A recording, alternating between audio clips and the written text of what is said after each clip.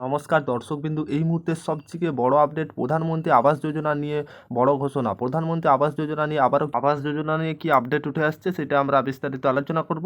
যেটা পিএম আবাস যোজনার জন্য অনলাইনে আবেদন করতে পারবেন, আবেদন শুরু হয়ে গেছে। অর্থাৎ আপনি কি কি ডকুমেন্টস লাগবে আবারও আবাস যোজনায় আবেদন করতে, আবেদনের কি যোগ্য না যোগ্য, আপনি কবে বাড়ি পাবেন না পাবেননি, কিভাবে আবেদন করবেন, কারা কারা আবাস যোজনার সুবিধা পাবেন, কারা সুবিধা পাবেননি, কিভাবে আবেদন করবেন আবাস যোজনায়, সমস্ত কিছুটা আবারও আবাস যোজনা নিয়ে যে নতুন করে আপডেট উঠে আসছে, বড় ঘোষণা করেছে প্রধানমন্ত্রী নরেন্দ্র মোদী। এই কিছুক্ষণ আগে তৃতীয়বার প্রধানমন্ত্রী নরেন্দ্র মোদী হয়ে আবাস যোজনা নিয়ে আবারও বড় ঘোষণা। সেই ঘোষণায় আমরা আজকে বিস্তারিত আলোচনা করব।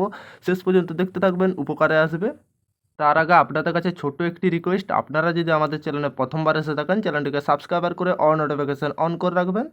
আবাস যোজনা, যেটা প্রধানমন্ত্রী আবাস যোজনা 2024-এ, যে 2015 সাল থেকে বাড়িহীন ব্যক্তিদের বাড়ি বানিয়ে দিয়েছে মোদী সরকার। প্রধানমন্ত্রী আবাস যোজনা বা পিএম আবাস যোজনা শুরু হয়েছিল সমাজের সকল শ্রেণীকে সাশ্রয়ী মূল্য বাড়ি দেওয়ার জন্য। বর্তমানে দেশে শহর বা গ্রামে দুই ধরনের প্রধানমন্ত্রী আবাস যোজনা চলছে, অর্থাৎ যেটা দুই ধরনের প্রধানমন্ত্রী আবাস যোজনা চলছে। সম্প্রতি তৃতীয়বারের জন্য প্রধানমন্ত্রী হওয়ার পর প্রধানমন্ত্রী নরেন্দ্র মোদী যে প্রধানমন্ত্রী অর্থাৎ আবাস যোজনা সম্পর্কে কিছু বড় ঘোষণা করেছেন। এই কিছুক্ষণ আগে আবারও তৃতীয়বার প্রধানমন্ত্রী হয়ে প্রধানমন্ত্রী আবাস যোজনার বড় ঘোষণা নিয়ে, সেই কি বড় ঘোষণা, 3 কোটি বাড়ির মধ্যে 2 কোটি বাড়ি প্রধানমন্ত্রী আবাস যোজনা যেটা গ্রামীণ এবং 1 কোটি বাড়ি প্রধানমন্ত্রী আবাস যোজনা শহরে অধীনে তৈরি করা হবে। প্রধানমন্ত্রী আবাস যোজনার আবেদন ফর্ম 2024-এ অনলাইন এবং অফলাইন দুইভাবে পূরণ করা যেতে পারে।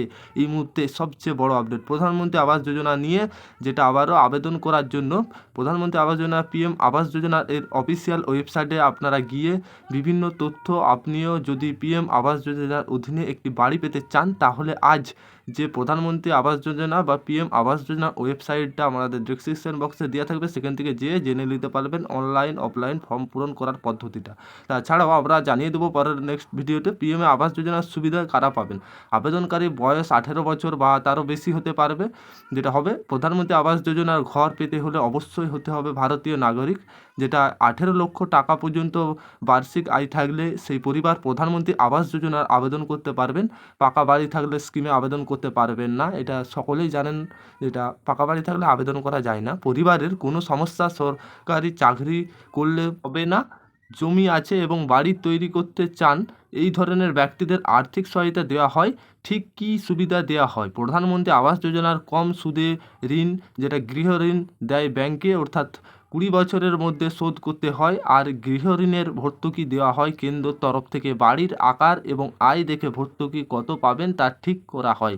যেটা প্রধানমন্ত্রী অর্থাৎ অনলাইন ফর্মের সঙ্গে প্রয়োজনীয় নথি, আপনারা যদি এই প্রধানমন্ত্রী আবাস যোজনা আবেদন করতে চান, আপনাদের যে কোনো ডকুমেন্টস অনলাইন অফলাইন, আপনাদের যেটা প্যান কার্ড, আধার কার্ড, ভোটার আইডি এবং ড্রাইভিং লাইসেন্স এবং ফটো, এই কটা লাগবে। অর্থাৎ আবেদনকারীর যদি সংখ্যালঘু সম্প্রদায় হয় তাহলে তা প্রমাণ জমা করতে হবে।